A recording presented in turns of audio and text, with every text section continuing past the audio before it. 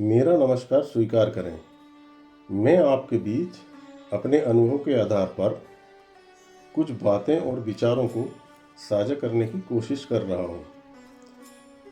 शायद आप मेरी बातों से सहमत हो सकते हैं, हो सकता है ना हो।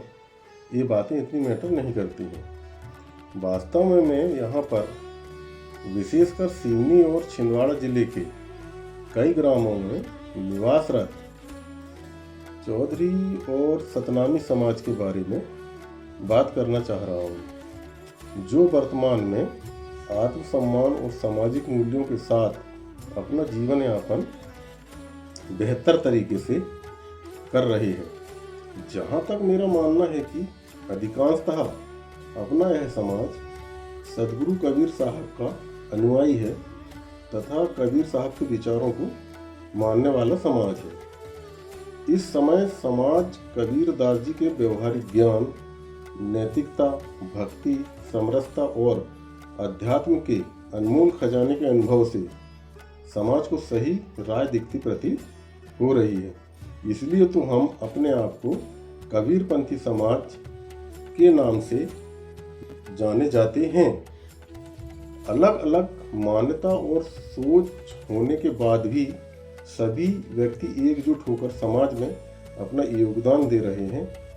यही सामाजिक ताना बाना है। जैसा संत कबीर दास जी ने इस दोहे के माध्यम से कहना चाहा है कि कहत कबीर कुआं एक है, पानी भरे अनेक, सिर्फ बर्तन में ही भेद है, पानी सब में एक है। अर्थात कबीर दास जी ने पानी को ईश्वर का प्रतीक माना है। जैसे कुआं एक होता है और सभी लोग अलग अलग बर्तन लेकर उसमें से पानी भरते हैं, वैसे ही परमात्मा एक है जिसे सब अपने अपने तरीके से पूजते हैं।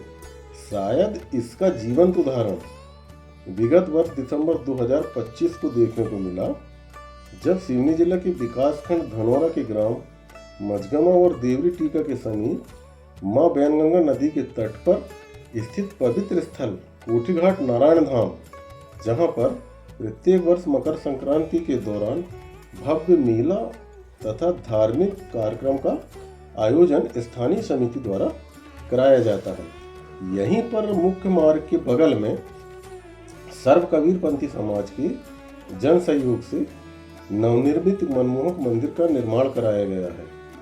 विगत वर्ष दिसंबर में उक्त मंदिर के गर्भगृह में संत कबीर दास जी की प्रतिमा के अनावरण का 3 दिवसीय कार्यक्रम आयोजित किया गया था। कार्यक्रम में दूरस्थ ग्रामों और निकटवर्ती जिलों से सामाजिक बंधु जो परिवार सहित इस आयोजन में अधिक से अधिक संख्या में पधारे एवं एकजुटता का प्रतीक बने, जिससे कार्यक्रम बेहद सफल हुआ तथा आम चर्चा का विषय बना।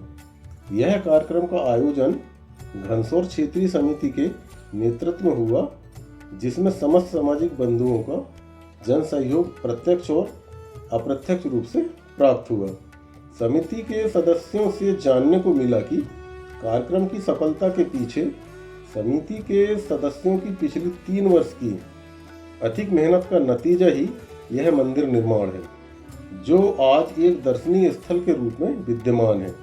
वास्तव में घनसौर क्षेत्रीय समिति बधाई की पात्र है, जिसने असंभव कार्य को 1 वर्ष के अंदर संभव कर दिखाया। इसी के साथ सदगुरु कबीर साहब की प्रतिमा के अनावरण के साथ साथ समाज को एक और बड़ा अवसर प्राप्त हुआ, और वह था संविधान रचयिता बाबा साहेब डॉक्टर भीमराव अंबेडकर जी की प्रतिमा का अनावरण कार्यक्रम। आप सभी अवगत हैं कि अपने समय में बाबा साहेब द्वारा विषम परिस्थितियों के बाद भी हार नहीं मानी गई तथा शिक्षा को अपने सशक्तिकरण का हथियार बनाया।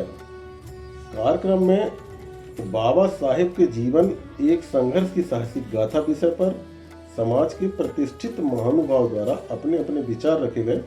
वर्तमान में समाज के लगभग प्रत्येक घर में बच्चे और बच्चियां अच्छी से अच्छी शिक्षा प्राप्त कर रहे हैं और वह अपने लक्ष्य को पाने में सफल भी हो रहे हैं, जो समाज के सशक्तिकरण हेतु अति आवश्यक है।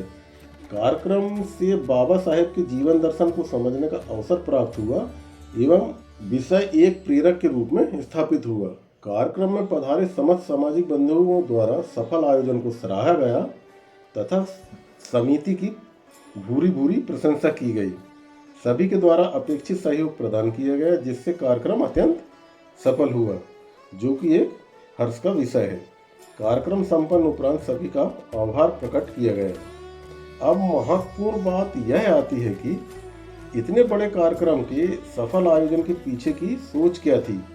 जैसे सभी जानते हैं कि किसी भी बड़े कार्य अथवा लक्ष्य को सफलतापूर्वक पूर्ण करने के लिए उसकी व्यवस्थित रूपरेखा और संसाधनों का सटीक प्रबंधन सबसे महत्वपूर्ण विषय है। साथ ही कार्य का संचालन, योजनाबद्ध प्रबंध तथा नियंत्रण निर्धारित लक्ष्य के अनुरूप कार्य को अंजाम देना सबसे बड़ी चुनौती थी, क्योंकि सबके विचारों का सम्मान और सलाह का समावेश करना तथा उसको लक्ष्य तक सफलतापूर्वक पहुंचाना सबसे बड़ा प्रश्न था, जिसे छोटे छोटे लक्ष्य बनाकर कार्य को अपने अंजाम तक एक मंदिर के रूप में पहुंचाया गया, जो आज आपके सामने है। आज बस इतना ही। अगली बार मैं मंदिर निर्माण के विचार की उत्पत्ति तथा निर्माण हेतु स्थल का चयन तथा संसाधनों अर्थात आवश्यक वित्तीय राशि का समायोजन और इस कार्य को लक्ष्य तक पहुंचाने हेतु गठित समिति के संबंध में चर्चा का प्रयास करूंगा। वास्तव में आपके बीच का एक पारिवारिक सदस्य हूं और आगामी समय में आप सभी इस ब्लॉग पर मेरे परिचय के साथ साथ वह सब देख पाएंगे जो आपने प्रतिमा अनावरण के दौरान पाया।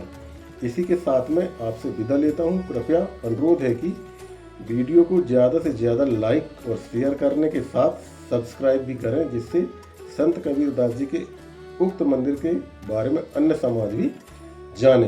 बहुत बहुत धन्यवाद।